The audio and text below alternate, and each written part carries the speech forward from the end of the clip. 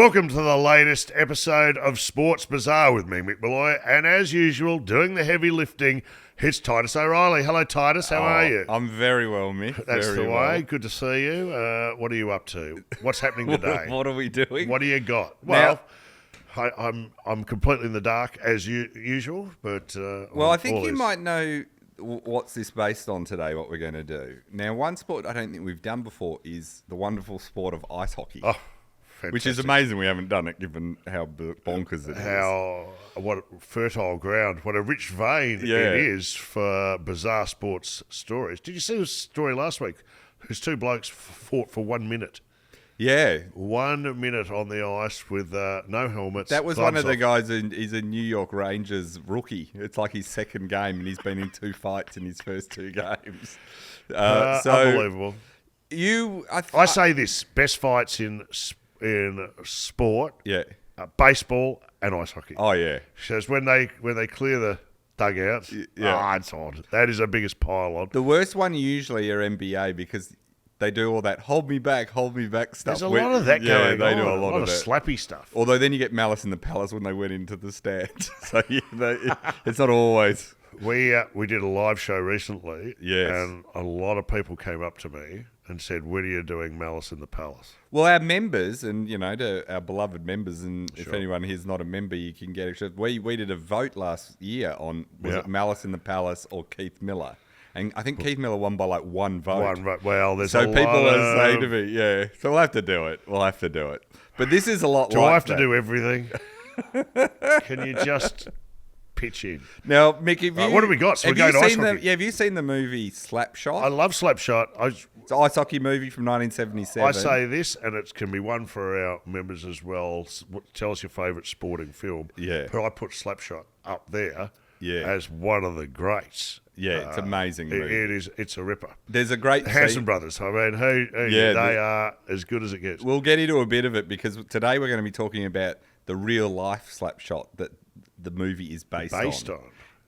We'll get into this. One of my favourite bits in the movie, because it's a comedy sports movie for people that haven't seen it, is the announcer announces one of the players and says, "He's a college graduate and an American citizen," which was very rare for ice hockey players in the, they're all Canadian or, So, so this movie was originally, it was a screenplay by a woman named Nancy Dowd. And she based it on the fact that her brother Ned was playing minor league hockey in the US. Yeah.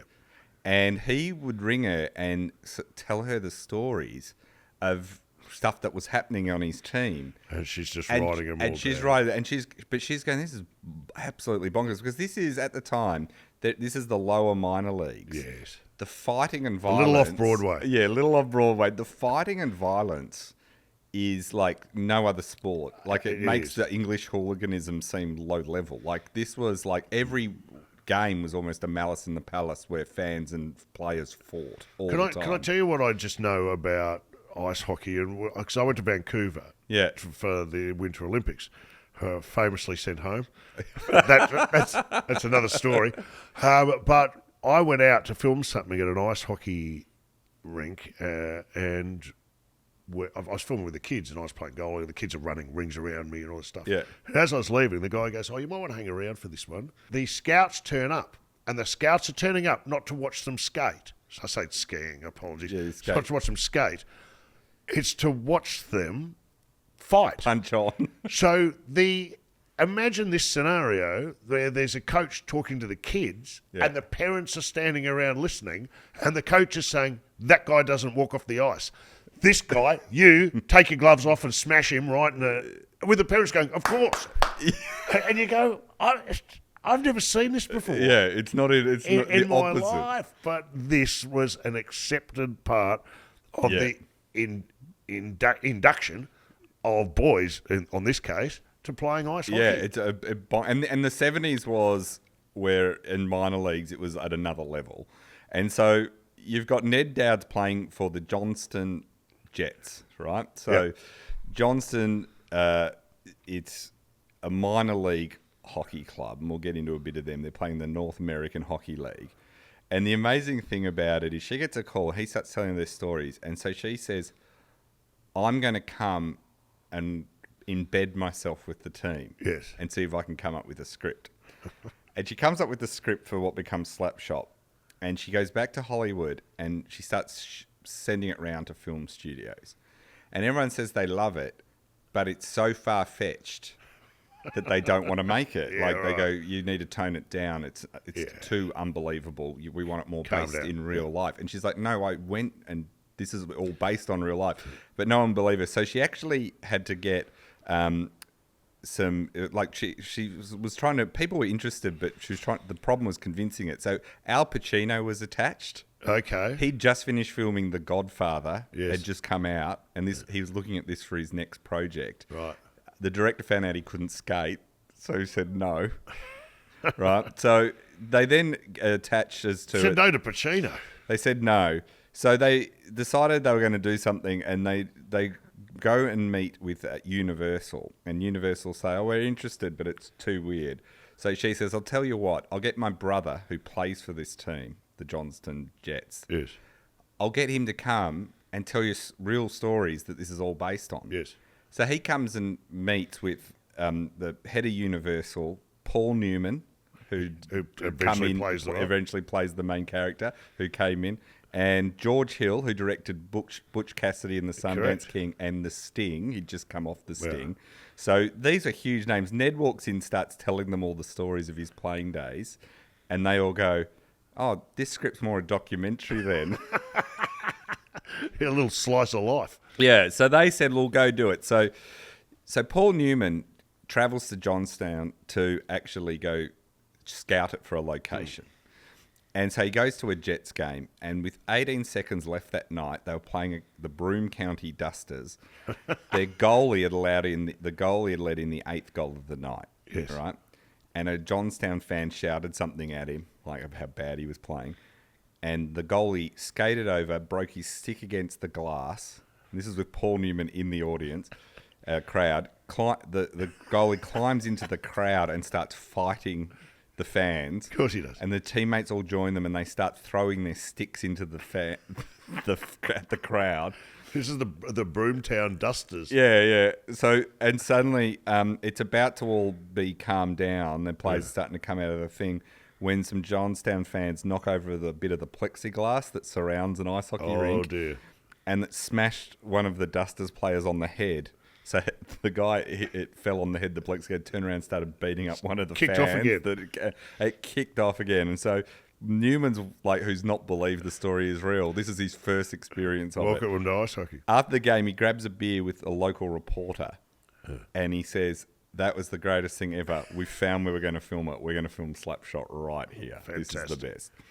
So I thought what we'd do is let's talk about, the story we're going to talk about is the real version of Slapshot, what it's based on. Sure. Because it is, even if you haven't seen the movie, this is just a crazy story. So the Johnstown Jets, they're a professional ice hockey team in Pennsylvania. Yep. So this is sort of in that northeast corner of very America. Very working class, gritty coal mines, all industrial stuff, and in the 70s. Hard drinking, hard fighting. Yeah. They had been in the North American Hockey League since 1973. Before that, they were in other leagues. They'd won playoffs right up to a lot, 52, 53, 60, 61, 62, and then it had stopped.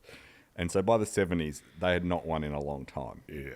And they're really starting to try and work out how to get good. So they decide that they are going to hire these 3 brothers they've heard of that are very good, that are up-and-coming young guys. And they decide, and now these guys are in the movie as the Hanson Brothers are based on. Unbelievable. But these are the real-life Hanson Brothers called the Carlson Brothers, and they really existed. And they look like they wore thick Coke bottle glasses and had long blonde hair, and they look exactly like Garth from Wayne's World. All 3 of them, right? They're 3 brothers. They're all separated by 1 year. They're like the nerdy Ramones. Yeah, exactly. That's what they look. They look like in the film the same as they do in real life. So these are the real life ones, the Carlson brothers. It's like Garth from Wayne. They do, don't they? They do. But they're big and muscly, they're all 6'3". So they're all born a year. They're all born 53, 54, 55. There's 3 brothers, the Carlson brothers: Jeff Carlson, Jack Carlson, and Steve Carlson. They're all born in Virginia, Minnesota. They grew up in this tiny town, and it's surrounded this area by a lot of hockey, right? So their father worked in the mining industry. He's a really tough guy. Their mother worked 3 jobs, and they were like, hockey became a big thing for them. And they decided to play junior hockey for the Minneapolis Junior Bruins. And that was a junior league where it's sort of up and coming things. And had a few teams from Thunder Bay, which is in Ontario. So that's near that Canada border, which is a big thing. Now, Steve was a finesse player. He was more just scoring goals and that. But Jack and Jeff fought all the time. They were big fighters. They're all 6'3", huge guys, right? And they all played on the same... In ice hockey, you have a line. So you have 2 defenders and then you have a wing, centre and wing. They would all... And you play in shifts. You go off and on all the time. So they would play on the same line. So they would play centre and 2 wings. And they would play that all the time. So always on the ice together. Yeah. They wore numbers that were all... like there was 17, 18, 19, I think were the numbers, right? So they all so they look the same, they do all that sort of stuff. Their preferred method of attack was to knock down all the defenders and then score a goal. So they would just go and whack people. Yes. And do all that sort of stuff. Now, this was a developmental one, this league they were in. They end up being, after the back of that, they missed out on college. They don't really have any of the high school elements for college and stuff. And so they instead go to the Jets in Pennsylvania, this steel mill town, to join it, and they take them by absolute storm, right?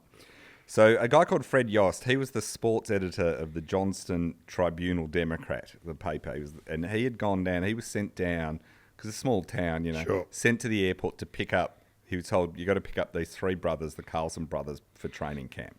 And he'd never seen them long before the internet and all that sort of stuff. Yep. No mobile phones. He was confident that you'd recognise 3 hockey players, right? So he goes down there, and no one at the airport looks like, the plane arrives, no one really looks like a hockey player. Yeah, okay. And he's watching these 3 guys with long hair and glasses pummel a vending machine that won't kick out their Coke or whatever. And he's thinking they're rock band, right? Okay. So he's like, they look like long hair, sort of thing. So, but everyone started leaving, and they were the only 3 people still in the airport. So he went up and said, "Are you the Carlson brothers?" And they said, "We are." And he just thought, "Oh my God, what are we doing here? What have we done? What have we done?" They're all huge, and so during they go to training camp, and he's like, "Oh, let's see if they can play." So during their first time on the ice at training camp playing, Steve Carlson holds up 2 fingers to signal a play. Now the thing is, you don't do that in ice hockey. No one signals plays and stuff, especially back then. So the rest of the Jets looking at these 3 weirdos going, what the hell are you doing? And the goalie said, you don't do that in hockey. The goalie was Ron Docken. And some of the players start to laugh. They're like, these guys don't know how to play hockey. This is ridiculous. And one of the guys laughing was the Jets' toughest enforcer on the ice. Yes. And he starts laughing. So Jeff Carlson walks over and, in the words of Docken, skate over and beat the tar out of him. So he beats up their toughest teammate on the first shift. Who beat him up? It was Jeff Carlson, one of the Carlson brothers. He just rocks up and goes, "Bang! You laugh at us, we're going to belt you." And everyone's like, "Who are these 3 guys?" This is fantastic. Right? Before the first game they ever played, a defenseman for the Jets, Pat Westrom, he walks into the locker room and he sees the Carlson brothers all sitting together, which they always did because they just do everything together. And they've got golf gloves on their hands, right? And he says, "What the hell are you guys doing? Why have you got golf gloves on your hand?" And they go, "Oh, it's good. If you get in fights, it cuts their face." And he's going, "Oh my God." So what they would do is they'd put on golf gloves, then they would get a file and rough the outside of the golf Of course they did. Glove up. Then they would put on the radiator, so they would get hard. The leather would dry and get really hard. They've thought this through. And then they would get them, so it would be really hard. Then they would put them under their hockey gloves, and then they would make sure they got in the game early for a fight so that the sweat didn't sort of soften the gloves. Anyway, I read up on this, and apparently this is very common practice at the time. So it wasn't like they were the only ones doing it. It wasn't their invention. This was just the quite, perfect preparation. If you were an enforcer, you came up with ways to... An enforcer, for those who don't know, you're literally the designated fighter for the team. Yeah, right? There's a lot of hockey where it's like the way you enforce... So if you have an enforcer and they have an enforcer, yes. If something happens... Those two will fight. They're allowed to fight, no third man in, yeah. And they can fight until such time as they hit the ice. Or basically. And that's all part of the game. It's ways settling disputes without having to get the refs involved, but it also sends this signal. If you do something to one of our stars, he'll come out and, So there's guys on the team whose whole job, can we barely need an skate. Enforcer at Sports Bazaar. So... Westrom, who was the defenseman, he thought, this is going to be bonkers, these guys. So their first game starts. They haven't played a game. In the first period, he watches them. Westrom says, I watched the Carlsons fly all over the ice and smash opponents into the boards. It was a three-headed attack squad out of mayhem. Later in the game, in this first game, all three brothers fought a different opponent at the exact same time. They racked up 6 penalties, scored 3 of the team's 4 goals, and Jeff Carlson was ejected. So that's game one. That's a busy day. Welcome game. Aboard, boys. They just couldn't believe it, right? And it turns out teammates get to know them. They're great players on ice, right? They're bringing in the heavy physical thing that the Jets need. Yes. But then Steve Carlson, who's not the enforcer, is quite a good scorer and scores a lot of goals. So they suddenly have this whole new dynamic to their team. I imagine they're going to be crowd favourites. And the so crowd, they can pull a crowd. They're going to be, you would think, with this energy on the ice. Yeah. They're ticking a lot of boxes for your ice hockey fan. Oh, absolutely. So it turns out, though, that they are quite strange, these 3 brothers. You don't say. So Jeff Carlson had a brick, which he treated as a pet, and had it on a leash. Are they amusing themselves? Yeah, because this was when pet rocks had been invented. Remember, pet rocks was a fad in the 70s. What a terrible stage. So he decided it was a lot cheaper to just have a brick. And it's really funny because I was reading an interview with them recently, they're now in their 60s, 60s, and he said he still has the pet brick. And he said, unfortunately, it's sick at the moment. You might have to put it down. So he had that. Jack Carlson was once whistled for a penalty. And in ice hockey, if you do something bad, they'll give you 2-minute penalty, which means you go and sit in the... It's a sim bin. Yeah, you sit in the penalty box for 2 minutes, then you can come back out. So the team's effectively a man down for that period. That's how it works. So you often hear about... The stats will be goals, assists, and then PIMs, which is penalties in minutes. So, a defenseman might end up, they might have 10 minutes worth of penalties in a game, but they kind of meant to get them. Yeah. So, Jack Carlson once was just for a penalty, and he's put in the penalty box. And the officials then look around, and he's not in the penalty box. And they can't find him. And they finally find him. He's sitting 3 rows up in the stand, sitting next to a little kid. Apparently, the kid yelled down to him, "Hey, Jack, do you want a hot dog?" So, Jack went up... and sat next to the kid and ate a hot dog in the middle of the game. Does his minutes still count? Well, they said get you back in the box, right?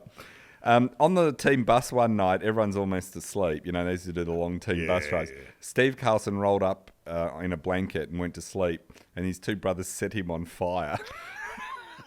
And so he woke up with the blanket on fire, and they just thought that was hilarious. Everyone saw the funny side. They would always light people's tennis shoes on fire. That was one of their favourite one.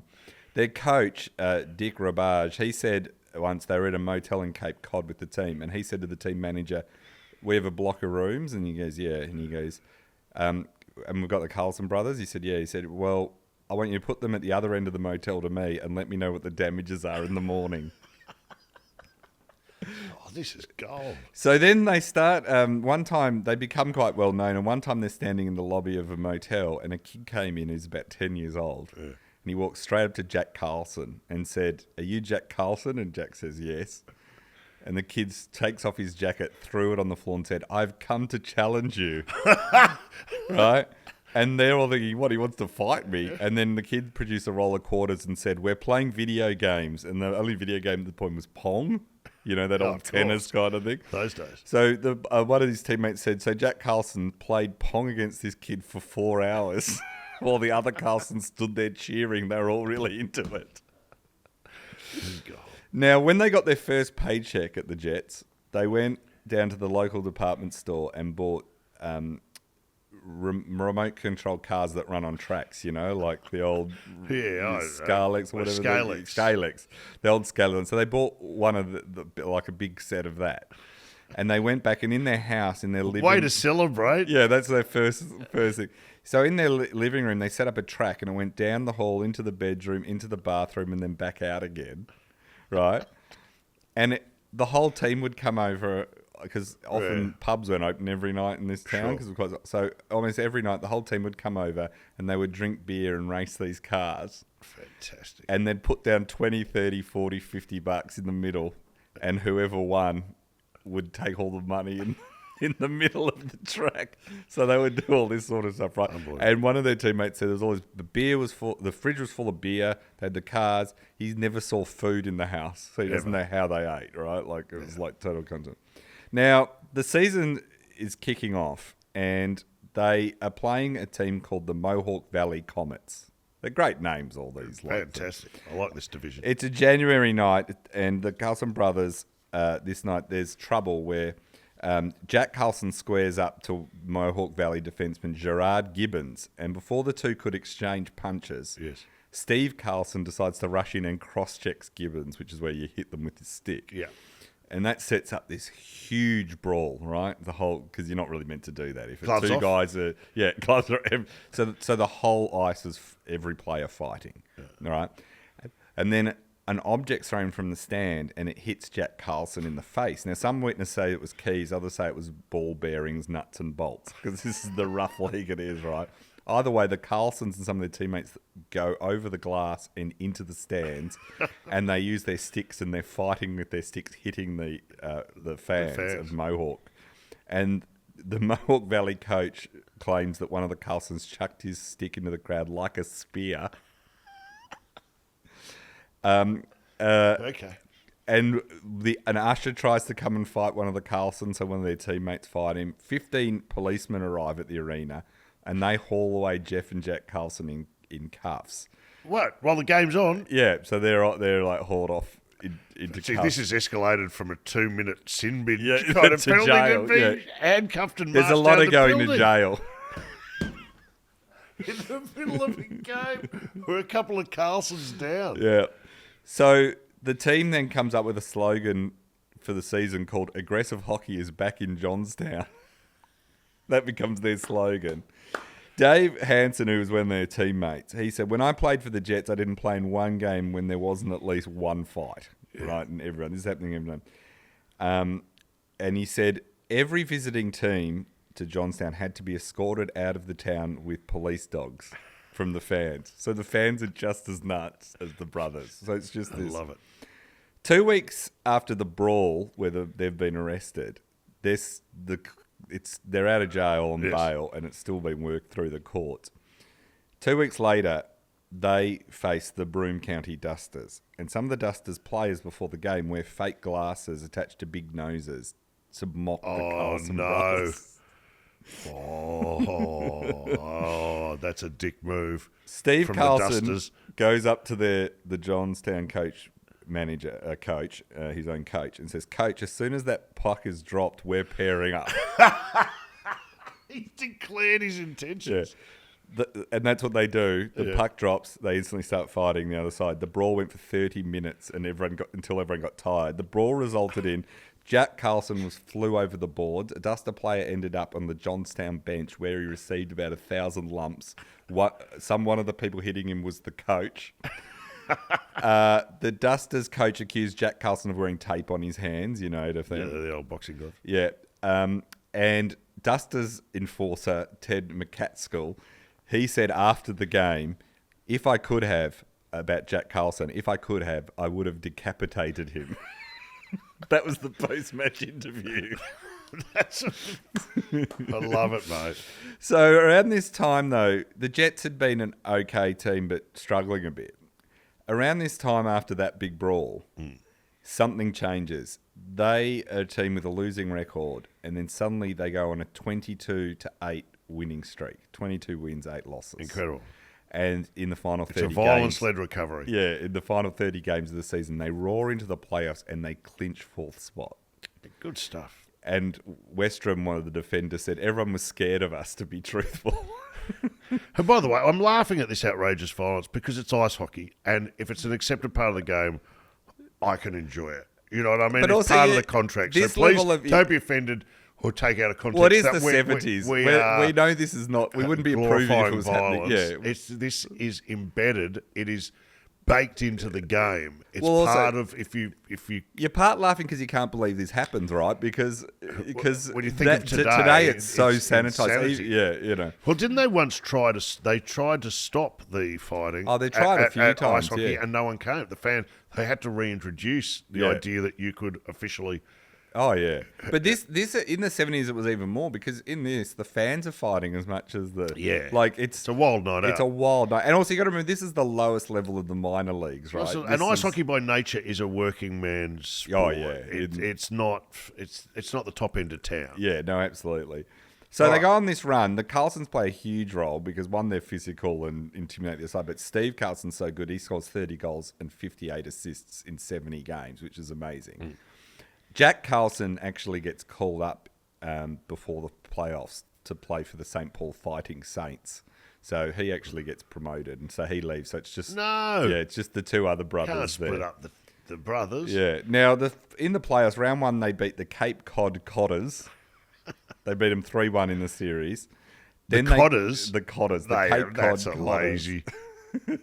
Cape Cod. What do we call ourselves? The Cotters. Signed off.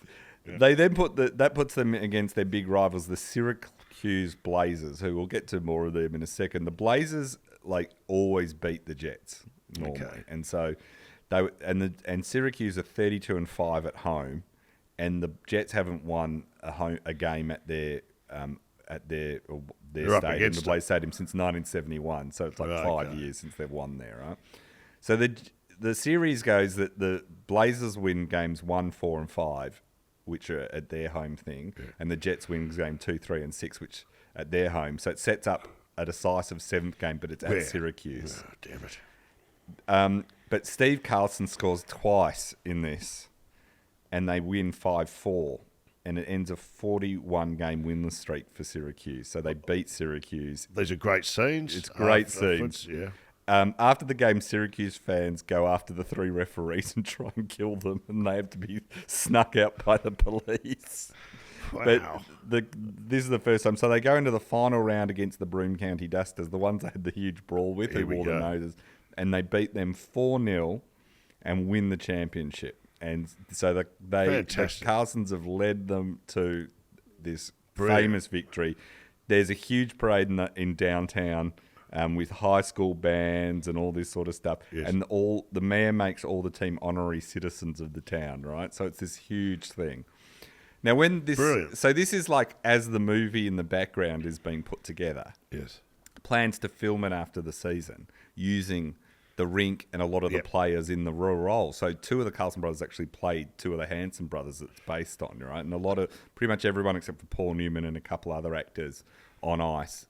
And even acting with them, you've got the are the real players that we're talking about. That's incredible. So they can't believe that this team has won the championship. It's kind of this miracle turnaround. And they've discovered these 3 brothers that they go, well, we can hang a lot of the movie on this. So the brothers, Steve and Jeff, do play themselves because Jack's gone up to he can't, he's playing things.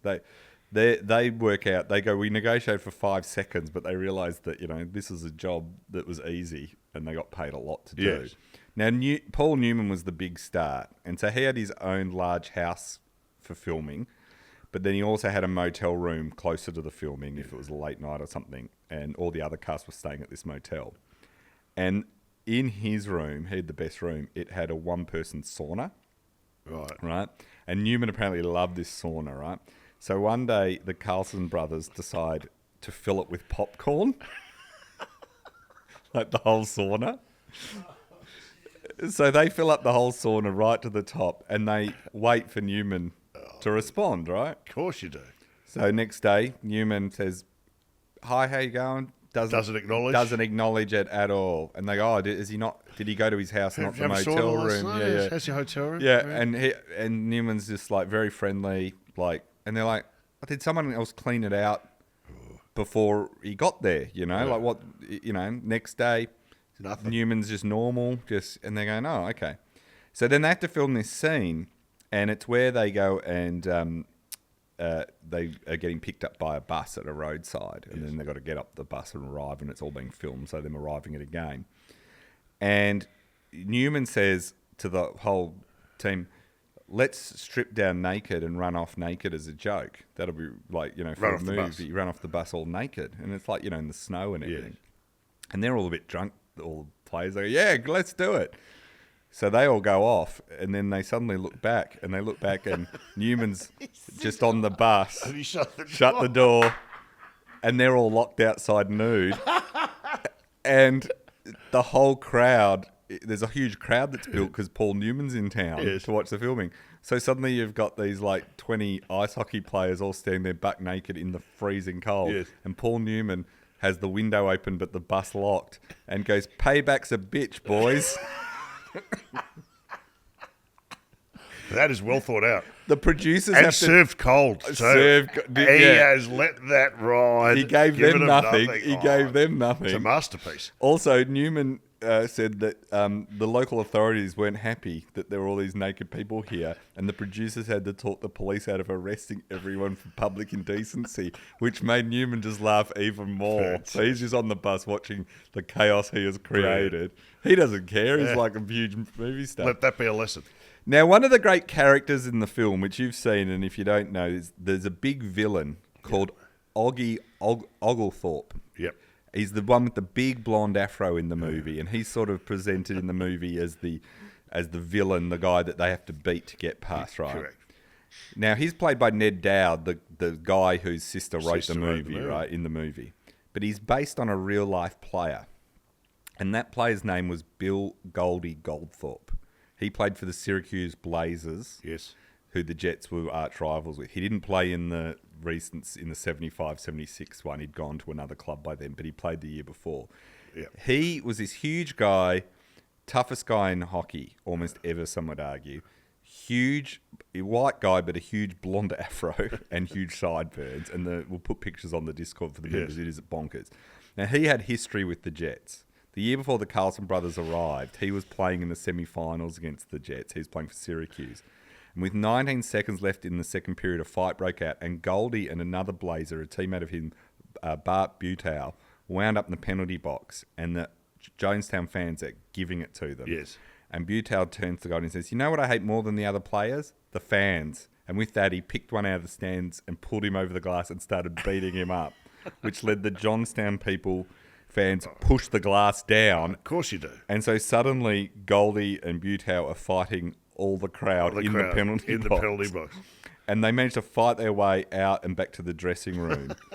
And they're barricaded in the dressing room with the Johnstown fans trying to get in and kill them. Yes. And they're having to wait for the police to come. And the police always came with dogs. To control the hockey crowds all the time. So there's all they're not going to turn up there. So they always had to bring like angry German shepherds to get like. So they're waiting. Bring tear gas. Yeah, they're waiting there and holding the door and in the locker room, and all of a sudden the coach looks around and says, "Where's Costas?" Now he's referring to none other than Bob Costas, who is this commentator and very famous legendary commentator in American sports. Now at the time, Costas was 18 and was a senior at Syracuse University. Okay. And he was working as the Syracuse team's radio broadcaster. And when the brawl had broken out, he was up in the press box and he was trying to calm it down by saying, "The players will be back on the ice any time now," stalling, making the crowd think they were going to come out when really he knew they weren't. And so Costas finally joins the team on the bus, but by that time they're surrounded. Yes. And they have to basically, a brick crashes through one of the windows of the bus and they had to get out of town with this police escort. Now, this was such a huge thing that the Johnstown's players vote not to go to Syracuse and forfeit that series. Really? Because they knew it was going to be on with their crowd after what they did. But Costas tells some great Goldie stories, right? Because Costas goes on to be called Super Bowls and everything, right? But he said on one trip, he said Goldie saw Costas reading the newspaper on the bus and ripped it up in front of him. Just grabbed it and ripped it up. Because he was offended by the fact. And Costas, we don't want readers around here. Yeah. And Costas responded, "Don't be jealous, Goldie. I'll teach you how to read." He said, "Only Goldthorpe's teammates stopped him from killing me." He said once Goldthorpe was called up for the Minnesota Fighting Saints, he got an extra 2 minutes in a fight. And the coach said, "Why has he got an extra 2 minute penalty than the normal penalty?" Yes. And the ref said, "Well, Goldthorpe left the penalty box in the first place to enter the fight and didn't even bring his gloves or his stick." So that's what he was like. Insanity. Now, Goldie he's one of the great cases. He was born in northern Ontario in a railway town. His father was an engineer on the railroads. His mother, Pearl, was a nurse. And when his parents got married, their best man was like a Leo Boven, who was an NHL tough guy for the Bruins, won 2 Stanley Cups, one of the toughest men. So he's born into this tough town, and sort of his dad's best man and best mate is an enforcer for the Bruins. So he sees all this. This is the environment he grows up in. Yeah. Goldie's kicked out of elementary school in his hometown of Hornipane, Ontario, for trying to throw another boy out a second-floor window. The window wouldn't open wide enough, and the principal came into the room and intervened. Now, it was snowing, so he would have been thrown into a snowbank. So let's look at the good news. Schools frown on you throwing other students out windows, right? By the time Goldie hit grade 9, he had to be moved to Thunder Bay because he was not allowed to register for a high school in his hometown because of his track record of fighting, right? Sure. So he moves in with his aunt, Eva Gannon, in the house, and she had a statue of the Virgin Mary in the attic window to keep evil out of the house. Yes. And she would say to him, "I can see it in your eyes, you're bad." He's like a kid, right? He was arrested 20 times before his 18th birthday. Oh, Lord. And he was probably going to have, that would be his life only. He was destined to end up in jail. But once at a midget tournament, midgets junior ice hockey, not actual midgets, they call it midget hockey. He came to the aid of a man who was wrestling with a referee the referee had hit a spectator. And so this man had intervened to pull the ref off the spectator, right? What a sport. Yeah, it's crazy. Now, that man was Albert Carver, and he was a legendary Thunder Bay coach. And he was very appreciative of Goldie saving him. Now, Goldie's like 17 at the time, right? And so he said, "Why don't you come play with the Port Arthur Mars," which is one of the feeder clubs. He says, and have a run. Goldie comes and becomes the enforcer for them. This is like you were saying at the start about young kids fighting, right? He's still young, like 17. In one particular game, a fan slugged one of the players, and Goldthorpe flew into the stands and to hit the fan that had hit the other player. And in a scuffle, a security officer's leg gets broken, right? Yes. So a month later, Goldie shows up at the same arena and the security guard recognises him, and Goldie thinks, "Oh, this is the guy whose leg I kind of had a hand in breaking." Yeah. And the security guard storms up to him, and he thinks, "Oh, I'm going to have to fight the security guard." Yeah. And the guy goes, "Hey, thanks, man. I'm getting compo. I've never had it so good." This is one of the best times. I can't thank you enough for breaking my legs. Before his sophomore student, and he's playing juniors for Thunder Bay, he got into a fight with 5 guys back in his hometown. Yep. He says they were druggies and they were making fun of me. And he said, "I smoked them all." So he's charged with 5 counts of assault and sentenced to 15 days for each, so 75 days. And it's in a town 5,000 miles away from Thunder Bay, right? Because he's gone home for this. And it's looking trouble. He's already serving a suspension for hitting a linesman during a fight the previous season. So a friend's father manages to pull some strings and gets him transferred to the Thunder Bay Correctional Facility, where he's allowed to be signed out for practices and games. Oh, this is good. Not since young Griffo. Yeah. So they sign him out, he plays the game, then they put him back in jail. Right? Goldie, by the end of his life, would have been arrested more than 50 times, and he said he was jailed at least 30 times. He said, every place I played, I got put in jail, except for Minnesota. He said, I got in a fight in every game there, but I just didn't get in any bar fights for some reason, right? Now, during his rookie season for Syracuse, and they win the league championships, he had 25 fighting majors in the first 29 games. And had 285 penalty minutes in the season and still had 20 goals and 26 assists, which is amazing because he was barely on the ice, right? In one incident, he got in a fight with a guy called Bob O'Reilly. They were both sent to the penalty box. An official was trying to keep Goldthorpe out of trouble. O'Reilly had gone into the penalty box. And Goldie managed to break free and attack Bill O'Reilly in the penalty box. And O'Reilly tried to use a chair to keep him at bay. Now, to give you an idea, Goldie played for Thunder Bay as a junior, and there was a team called the Charlotte Islanders, and said they were older than we were, and they beat us up good. So I said to them, with my last breath, when I become a pro hockey player, I will get every one of you guys. Mark From my junior words. hockey, yeah. I make this pledge. So he literally draws up a list of all of these players. And he said later, Kevin Devine, Gareth McGregor, Al McAdam, I fought him and I said, you tell those other guys I'm coming for them. And when I was done, I always said, that's for the boys in Thunder Bay, the land of the tough guys. He fought every single one of them over his career. Yeah, like holding a grudge. They have made a very powerful enemy. Yeah. He once jumped out of the penalty box, skated after a linesman he was angry with, and another referee grabbed him by the arm, so he bit the linesman on the leg. Another time he got arrested on the ice for a fight. The police came in and marched him and 4 other teammates into the paddy wagon in their full ice hockey gear. They even had their skates still on. I love it. So he was constantly doing all this sort of stuff, and he was always getting arrested. In 1980, he was playing for the Spokane Flyers, and he has a bottle of Gatorade, and he's been put into the penalty box. And there's an announcer who announces the penalty, and so he's saying, Goldthorpe, 2 minutes, for fighting. And one of the opponents is yelling at Goldie, going, you idiot, now. And so Goldie gets a Gatorade bottle that's full and tries to throw it at his opponent, but it slips out of his hand and knocks out the announcer who's mid-announcing his penalty. You cannot write this. You can't. So he's suspended. So the next day he attends the game in street clothes, right? Because he can't play. And he's in the stands and he's wearing a suit and a brawl breaks out.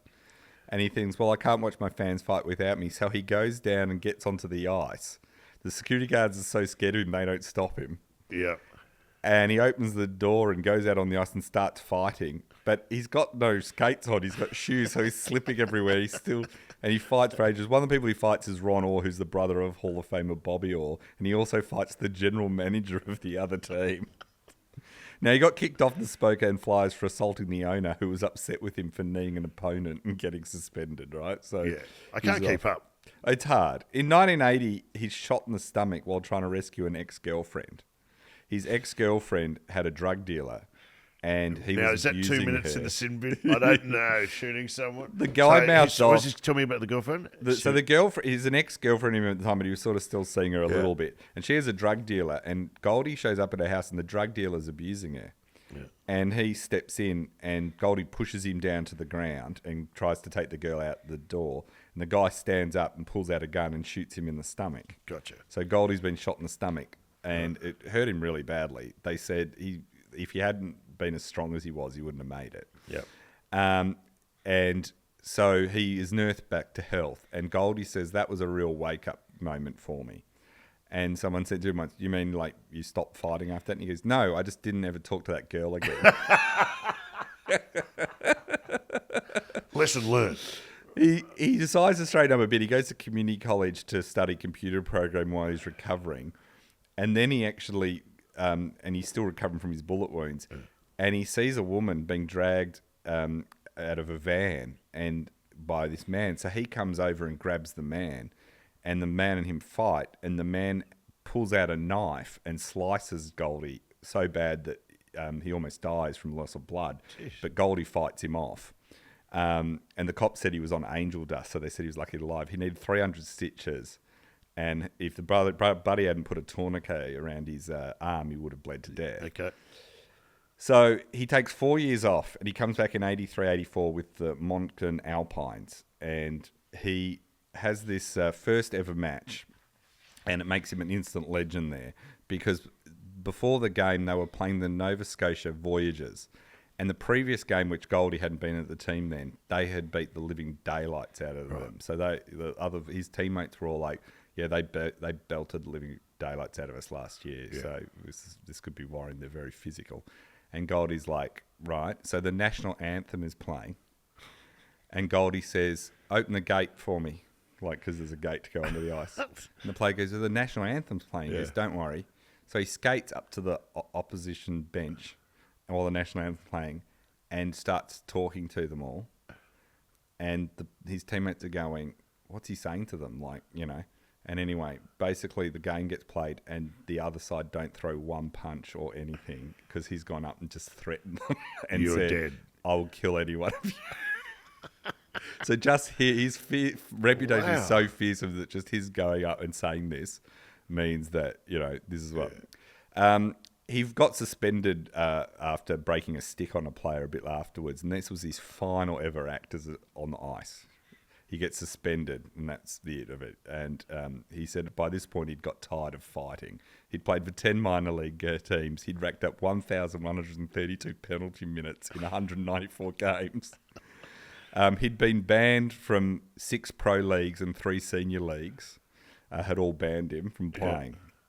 Yeah. Right? So he goes on, and he doesn't get to play himself in the movie because Paul Newman's brother came to watch him play, and after the game, Goldie chucked a bottle of Coke at a teammate. It hit the wall and shattered because it was a glass bottle, and Newman's brother had just happened to walk in, and all the glass and cola fell on him, and he went, this guy's too loose. Too much. And this was a sticking point forever, right?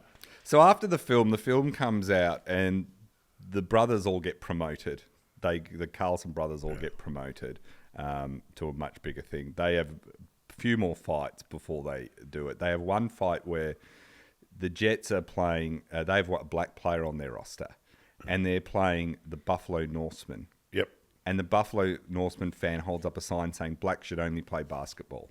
So the Jets are instantly they're instantly like, we hate these guys. So the next game they wait, it's in Johnstown. During the warm-ups, Johnstown's Vern Cambiato, he skates past Buffalo's Greg Neild, and he'd lost his left eye earlier in his career. And so Cambiato says, hey, you one-eyed bastard, let's fight. So the fight starts before the game has even commenced, and there's no officials on the ice yet. So the brawl just goes forever because no one's there to stop it. Yeah. They head off into the changing room and refuse to come back out. So the league awards the win to Johnstown. Rewarding their violence. Yeah, because they said, well, it was before the match. It doesn't count. You didn't show up for the match. So it was like... Eventually the Carlson brothers go on and get promoted to a higher league. And they go on. Steve Carlson plays for a whole bunch of teams, the North England Whalers, the Edmonton Oilers, Minnesota Fighting Saints. He plays for Los Angeles Kings. Jack Carlson goes on, plays for a bunch of similar teams. He racks up 1,111 penalty minutes in his lifetime. That's Hall of Famer stuff. Yeah. Jeff Carlson plays for the Minnesota Fighting Things. He's the same. The Hanson brothers receive more than 300 requests a year now to make appearances. That's how popular they are. The Hanson brothers, as in the guys in the film. The actual. So they still make a lot of money. Slapshot itself was a flop at the box office. Was it? It was too weird. It's an unusual film. Yeah. It really is. Yeah. You've got to get your head around it. But a lot of those Paul Newman films that you described from that director were odd. And it's become now a classic. It's a classic. It's now seen as one of the great sports movies. It was like those movies that come out and at first people are like, and then it takes off. Now, Goldie, he was always bitter because he wasn't allowed to play himself. And the character's so clearly him, right? Looks exactly like him, all this. He didn't watch it for a dozen years, but in 1989, he finally saw it and he said, I never laughed so hard. And healing began because they started inviting him promotional events, because the Slapshot has lots of promotional, like ongoing reunions and stuff. They started inviting him. Nancy Dowd finally met him, and she was nervous. She said, when I first came to Johnstown, she said this in a speech, and he was there. When I first came to Johnstown, maybe even before, I'd heard rumours of someone very intimidating. I never saw him, never saw a picture of him, but in my writer's imagination, he took shape and became real. I created Oggy the Goon from this man's reputation. The man who invaded my imagination long ago was Bill Goldthorpe. And she said later, after she gave that speech, she said she was nervous, but he was just incredibly nice and just a real gentleman. And when I read the tribute, he had tears in his eyes. Here's this guy who was the biggest goon alive, and he was so kind. It was a wonderful moment. Fantastic. So that's the story of Slapshot. I love it. I love the film. One of the great conceits in the film is how the Hanson Brothers sit there for a while. They don't get a game, which is different from what you're saying. They played straight off. But just that waiting game of them on the...